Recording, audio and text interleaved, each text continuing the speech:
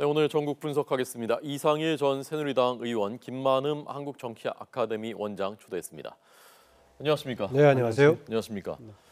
조금 전 청와대에서 수석 보좌관 회의 브리핑 있었습니다. 들으셨죠? 네. 어떻게 들으셨습니까? 예, 그 박근혜 정부하고는 좀 너무나 대조적인 그런 내용들이 나오고 있네요. 그러니까 문재인 대통령이 일단 여민 3관에서 주로 집무를 하시겠다는 거잖아요.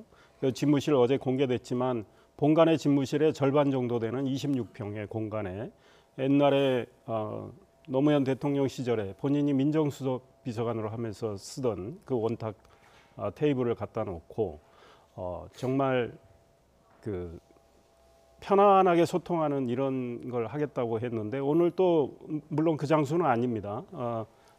회의실에서 회의를 했는데 정말 그 수석 비서관 보좌관들한테 가감 없이 이론을 제기하라. 여기 결정된 건 없다. 여기서 토론을 한다. 그리고 받아쓰기 하지 마라. 오늘 논의되는 내용들은 다 프린팅을 해서 나눠줄 테니 받아쓰기 하지 말고 의견 개진에 적극적으로 나서달라. 칸막이는 없다.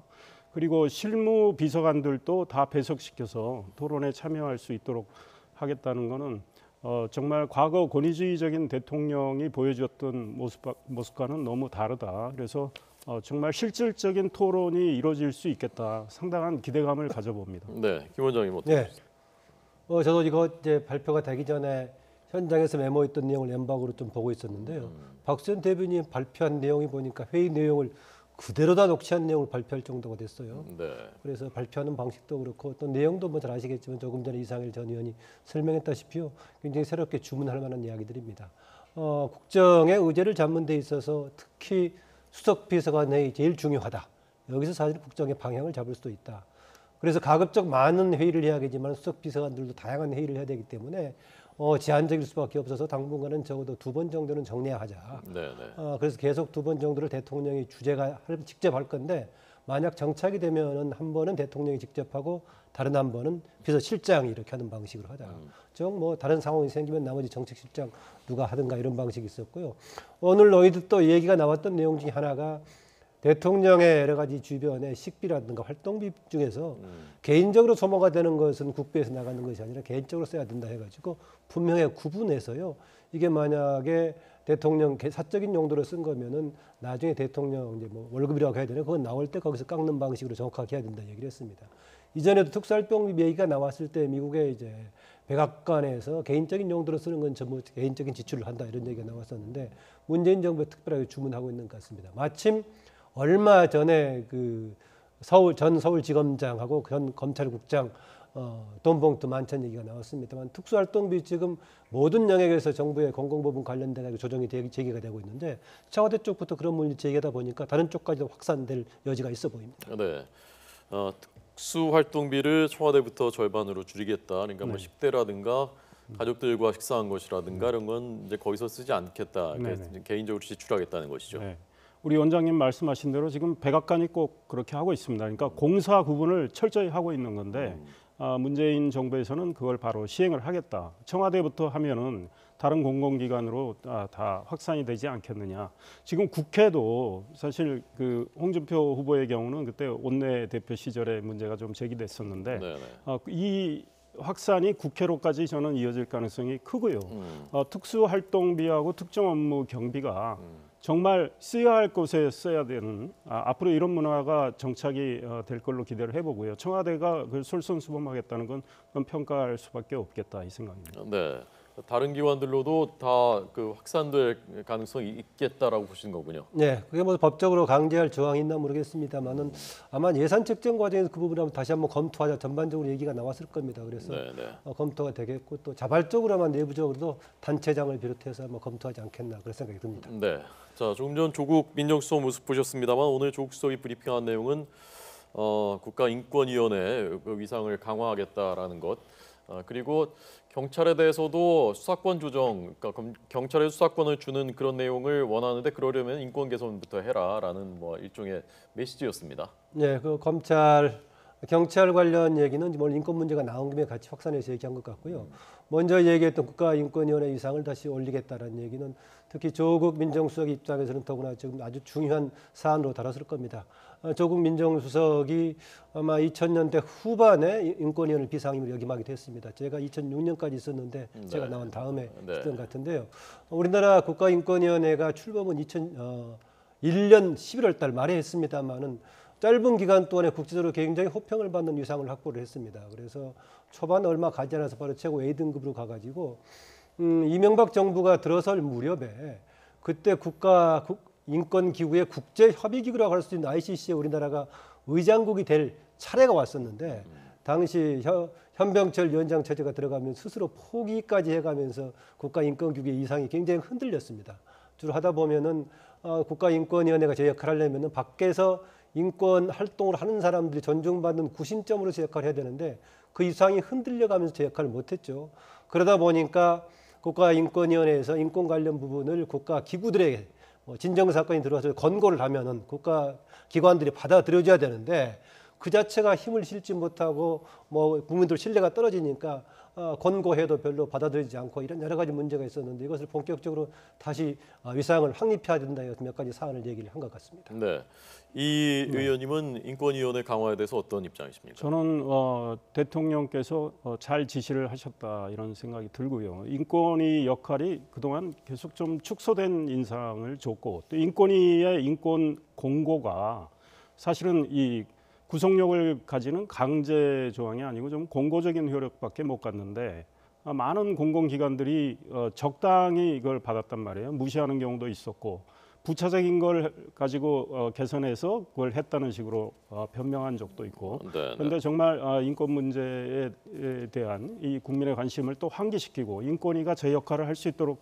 해준 거는 참 잘한 일이라고 생각을 하고 특히 경찰에 대해서 이 문제를 이야기한 거는 지금 검경 수사권 조정을 문재인 대통령 꼭 하겠다는 거고 다른 대통령 후보들도 약속을 많이 했습니다. 물론 구체적으로는 서로 생각하는 방향이 좀 다릅니다. 그리고 검찰과 경찰이 워낙에 대립하는 민감한 사안인데 검찰이 그동안 이 경찰한테 수사권을 주면 안 된다고 했던 큰 이유 중에 하나가 경찰이 가장 국민의 신뢰를 덜 받고 있고 경찰에서 수사를 이렇게 맡기게 되면 인권 남용이 자꾸 생긴다.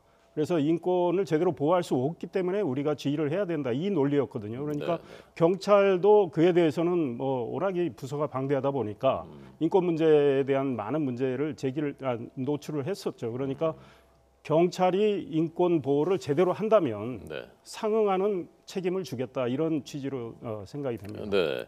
자, 오늘 본격적인 이 문제가 오늘 토론 논의 주제는 아닙니다만은 김 원장님은 그러니까 경찰에 수사권 주는 문제에 대해서 어떻게 생각하십니까? 그 검경 수사권 조정 문제가 사실은 하나로 집약이 되고 있는 것이 아니라 몇 개로 같이 좀 논의가 되고 있는 것 같습니다. 가장 가볍게 논의되고 있는 것 중에 하나는 경찰이 기소 방향에 대해서 기초안을 올렸을 경우에 특별한 사유가 없는 한 검찰 쪽에서 받아주는 방향으로 하고 거기서 거부한다거나 방향을 바꿨을 경우에는 명백하게 근거를 대해서 해주는 쪽으로 조금 더 경찰의 자율적인 권한을 강화하는 쪽에서부터 홍준표 전 후보, 홍준표 후보의 경우에는 대선 과정에서 그런 얘기했습니다. 영장 청구권을 경찰한테 주자라는 그런 방식도 있었고요. 세 번째로 확실하게 분류하자는 쪽은 이제 경찰은 수사권을 가지고 있고 검찰은 기소권을 가는 분리하자는 쪽이 있는데 어느 방향으로 조정이 돼야 될지는 사실은 정부 쪽도 확실하지는 않는 것 같습니다. 가장 강하게 주장하는 쪽이 이제 수사권과 기소권을 분리하자는 쪽인데 여기는 좀 수렴을 해봐야겠죠. 다만 현재의 경찰을 가지고도 과연 갑자기 새로운 임무를 독자적으로 줬을 때 가능하겠느냐 이런 문제가 나오다 보니까 점진적인 얘기도 나오고 조금 전에 이상일 전 의원이 지적했다시피 내부적으로 인권 관련 내부의 준비 같은 것도 지적이 나오고 사전 좀 정비가 필요하다는 얘기가 나오고 있는 것 같습니다. 네. 자, 오늘 이낙연 총리 부자 청문회 이틀째인데요. 오늘 분위기 대략의 기류는 어떻게 파악하셨습니까? 어떻게 생각하십니까? 어제보다는 좀 긴장도가 높아지고 야당의 공세가 좀 더 강했던 것 같아요. 그런데 그 까닭이 오늘의 경우 오늘 아침에 한 언론에서 이낙연 후보자에 대한 보도가 있었습니다. 그러니까 국회의원 시절에 대한 노인에 대해서 세제 혜택을 주는 법안을 냈는데 네. 마침 그 노인의 간부, 물론 이낙연 후보자하고 가까운 분입니다. 그분이 고액의 후원을 했다. 그러니까 세 차례에 걸쳐서 1,500만 후원을 했는데 법안을 두 차례 냈는데 이 기간하고 겹치지 않느냐. 그러니까 청부 입법한 거 아니냐 이런 문제 제기를 계속 자유한국당이 특히 강하게 하고 있는데요. 네. 이낙연 후보자 설명은 워낙에 가까운 분이었고 그분이 후원을 계속 해왔고 물론 액수는 그 기간에 좀 많았지만 그때는 선거가 있었고 그래서 그 청부 입법하고는 전혀 상관이 없다. 이거는 나의 인격에 관련된 문제다. 이 문제하고 이낙연 후보자 그 부인의 그 미술 선생님이시죠. 그 전시회 때 뭐 문제 제기가 좀 더 있습니다. 올해 4월에 있었던 전시회인데 그때 뭐 많은 분들이 뭐 줄을 서서 소위 봉투를 들고 왔다느니 그 다음에 이분의 작품이 다른 사람이 그려준 작품이라느니 이런 제보가 있었다 했는데 자유한국당은 현재 그 제보를 확인하지 않은 상태에서 제보만 가지고 지금 공세를 펴고 있기 때문에 이낙연 후보자는 참 굉장히 참담함을 느낀다는 식으로 이야기를 했습니다. 그래서 이 문제는 좀 더 확인이 필요한 사안인데 어제보다는 훨씬 이 공격 강도가 세졌습니다. 네, 자 그러면 그 노인회 관련 후원금 관련해서 오간 그 문답 잠깐 들어보겠습니다.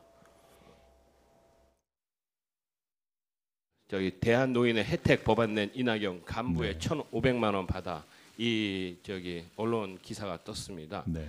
법안 제출일과 후원금 납부일이 같다고 하면은 대가성 입법 로비에 대한 의혹이 상당히 크다 이렇게 볼 수가 있습니다. 예, 여기 저 날짜가 있는데요. 그렇지는 않고요. 거의 좀 비슷은 합니까? 몇 달 차이도 있고요. 네. 네. 그저 의원님 네. 굉장히 제 인생이 너무 사글이 짓밟히는 것 같은 참담한 느낌이 듭니다. 네. 무슨 국회의원 하면서 장사했겠습니까? 네. 네, 김 원장님 오늘 청문회 어떻게 보셨습니까?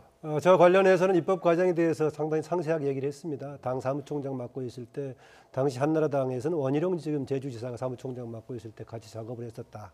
사실은 원래 본인이 대한노인회 회장이 찾아와서 해서 입법을 주도를 했었는데 뭔가 또 협적이 필요하다고 해서 원희룡 현 지사가 당시 또 본인도 대표 발의했는데 대표 발의자도 한 명만 할 수 있다 해가지고 본인 여유로 빠졌다.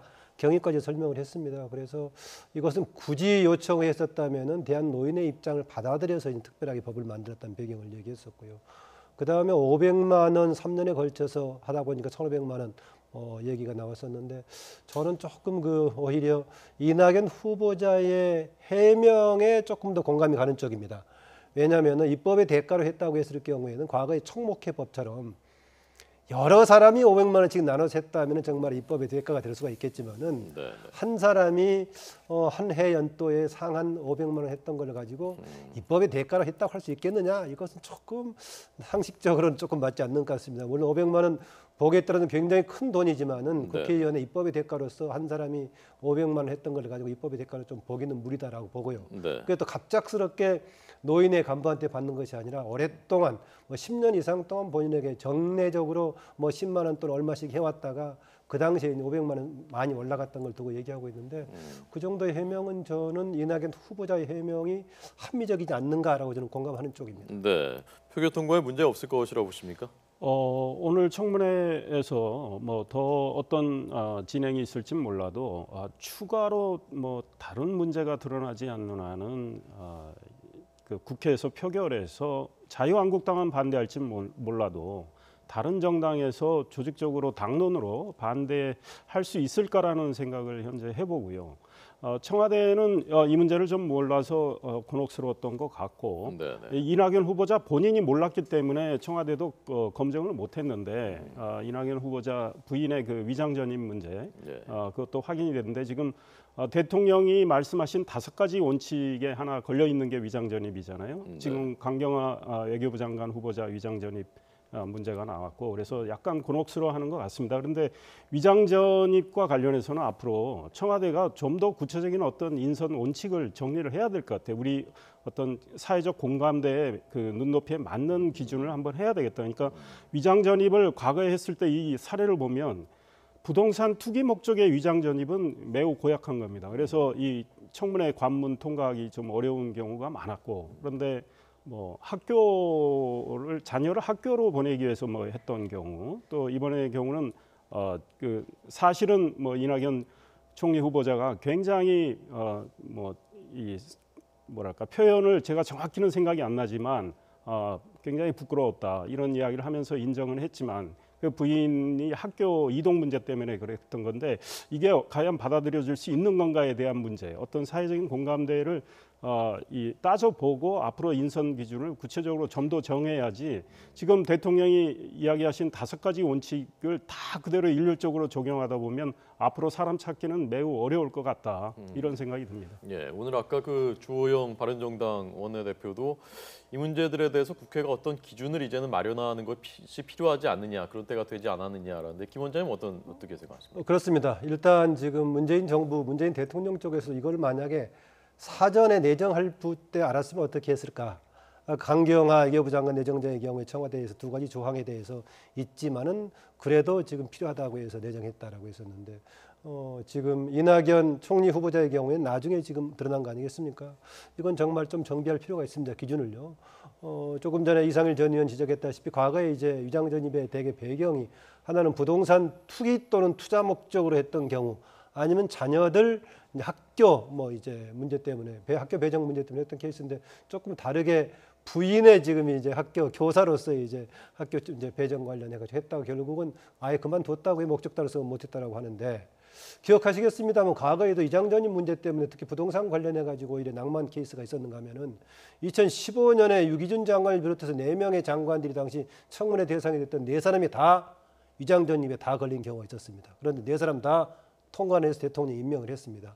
이렇게 다양한 경우가 있기 때문에 어떻게 할지 모르겠는데, 일단은 확실한 기준이 안 선 상황에서는 다른 부분에 대한 이미지하고 같이 엮어서 생각을 할 겁니다. 기본적으로는 이낙연 후보자는 정책적, 정치적인 이런 역량이 있어가지고 상당히 여야를 넘어서서 포용적이고 좀 합리적이라는 인상이 균형감을 가지고 있다.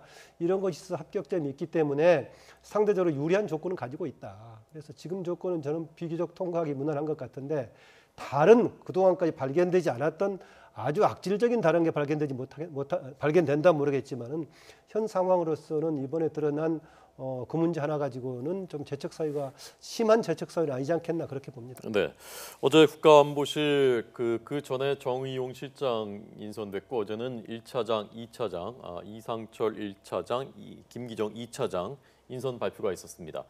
오늘 신문들이 대화파로 채워졌다, 청와대 국가안보실이라고 해석을 했습니다.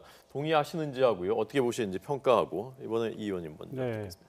대화파인 거는 분명한 것 같고요. 또 하나 이야기하자면 지금 1차장을 뺀 경우에, 이상철 1차장을 뺀 경우에 또 강경화 외교부 장관 후보자, 그다음에 정의용 안보실장, 외교관 출신인 경우는 이 다자 외교 관계를 주로 다뤘던 분이란 말이죠. 그러니까 북한 핵 문제를 다루는 것과 관련해서는 한미 동맹을 굳건히 하면서 북한 문제를 다룰 때는 사실 이 대북통, 미국통 이런 분들이 주로 그동안 해왔단 말이죠. 이런 면에서 약간의 우려하는 목소리는 나오고 있습니다. 이 대화파 중심으로 이 포진이 됐기 때문에 문재인 정부가 정책에 변화를 주겠다는 건 분명하지만, 북한이 달라졌다는 어떤 신호도 없는 상황에서 과연 북한의 핵 개발과 미사일 개발을 과연 단호하게 저지할 수 있겠느냐라는 우려는 있습니다. 그런데 지금 이거를 예단해서 안 될 거라고 말할 수는 없는 상황이고, 저희들이 지켜보면서 평가를 해야 되겠지만,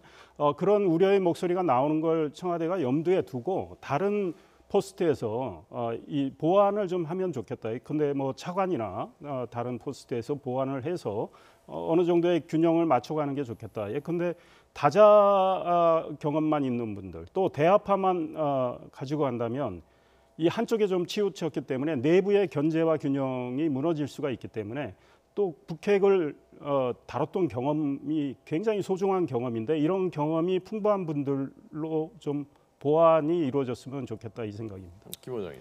네, 기본적인 구성이 이상철 1차장 한 사람 빼놓고는 전부 다 외교 전문 아니면 국제정치 학자가 들어가 있기 때문에 당연히 뭐 그런 쪽에 지금 대화파라는 평가가 가능할 겁니다. 이상칠 1차장의 경우도 그동안에 남북 대화를 굉장히 적극적으로 참여해왔던 사람이어서 그런 평가는 가능하죠.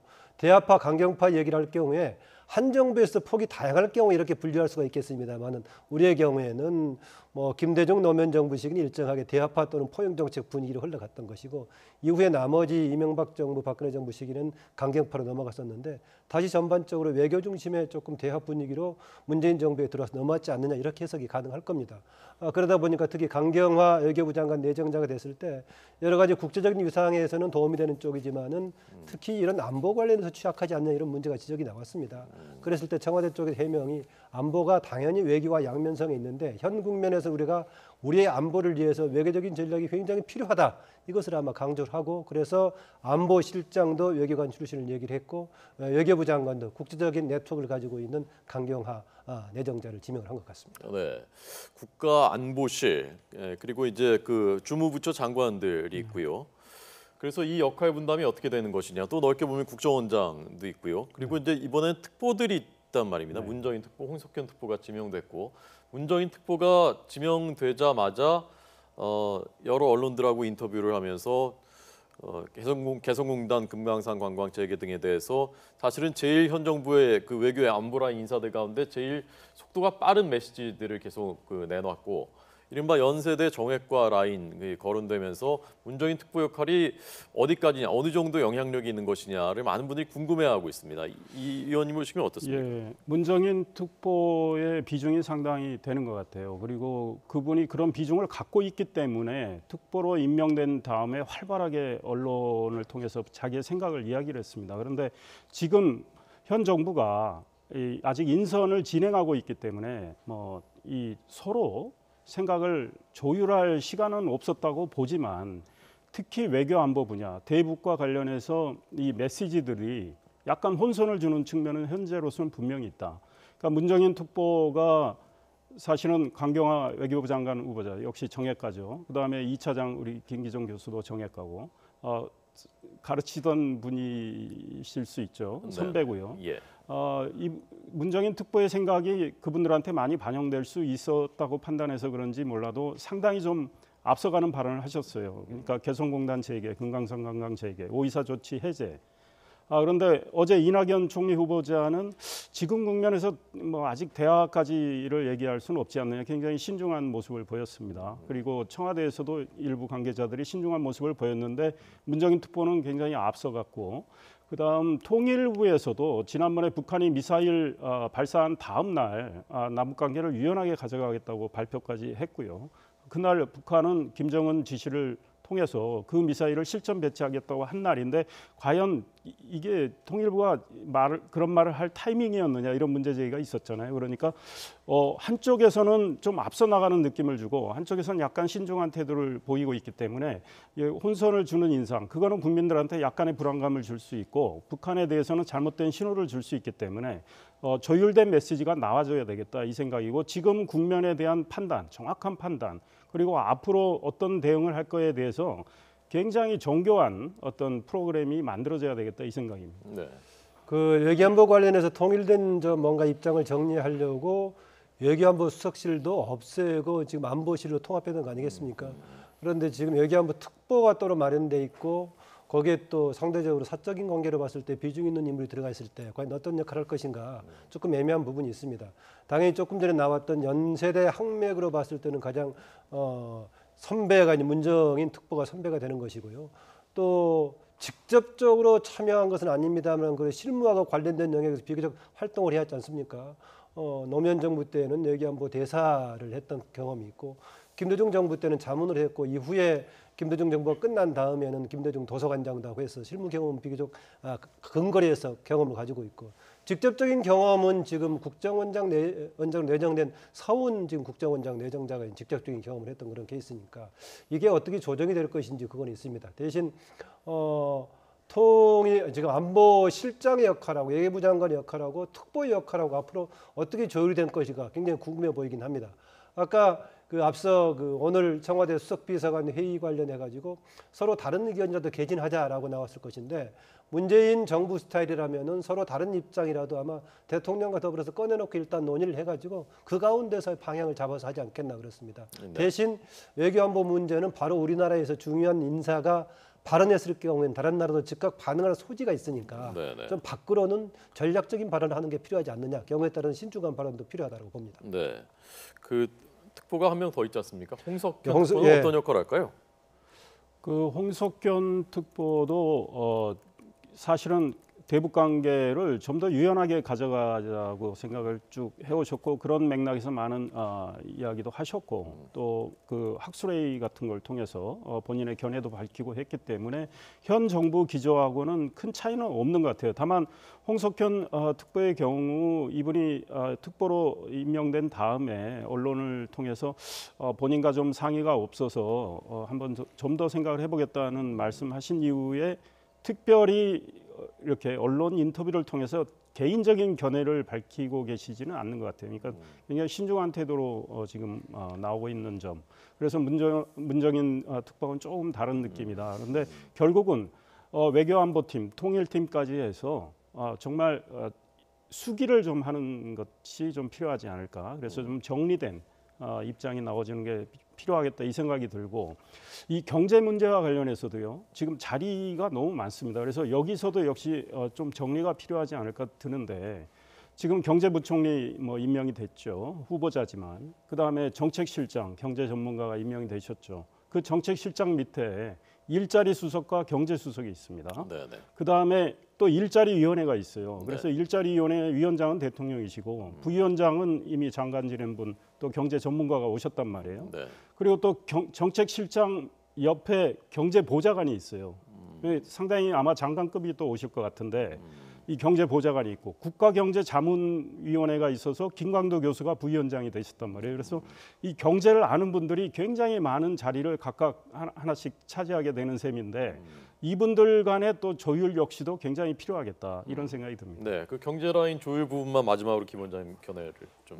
경제 라인의 경우 대표적으로 지금 이 정책실장인 장하성 실장과 또 공정거래위원장 두 사람 간에 같이 그동안에 시민단체 활동을 계속 같이 왔지 않습니까? 이른바 재벌 저격수라든가 김상조 위원장 김상조 말씀하셨고요. 교수, 김상조 위원장 두 사람 같은 팀으로 활동해 왔었는데 그 팀 플레이가 어떻게 될까라는 얘기와 더불어서 또 하나는 약간의 그동안의 노선에서는 좀 대비될 것처럼 느껴지기도 하는 김광두 교수가 이제 국민경제회의에 이제 부위원장으로 가 있는 케이스인데 좋게 해석하는 쪽들은 일방으로 가지 않게끔 서로 보완하고 뭔가 중간에 체크할 수 있는 역할을 해주기 때문에 바람직하다라는 것인데 경제 기조라는 것이 그렇게 체크하면서 보완해 갈 수 있는 것인지 아니면 아예 기조가 다른 것이기 때문에 겉도로 소지가 있는 것인지 저도 정확하게 전망은 모르겠습니다만은 현재는 아직까지 좀 긍정적인 측면을 기대를 해보고 싶습니다. 너무 한쪽으로만 제동이 없이 가는 쪽보다는 다른 쪽에서 뭔가 다른 면도 비추어보고 체크도 해볼 수 있는 그런 구조로서 좀 작동되기를 기대를 해봅니다. 네, 오늘도 일부 청와대 비서관, 정무기획, 진성준 비서관 등의 인선이 있었고요. 다음 주쯤 이제 장관들이 본격적으로 인선될 것으로 예상됩니다. 오늘 전국 분석 이상일 전 새누리당 의원, 김만흠 한국정치아카데미 위원장 두 분 잘 들었습니다. 고맙습니다.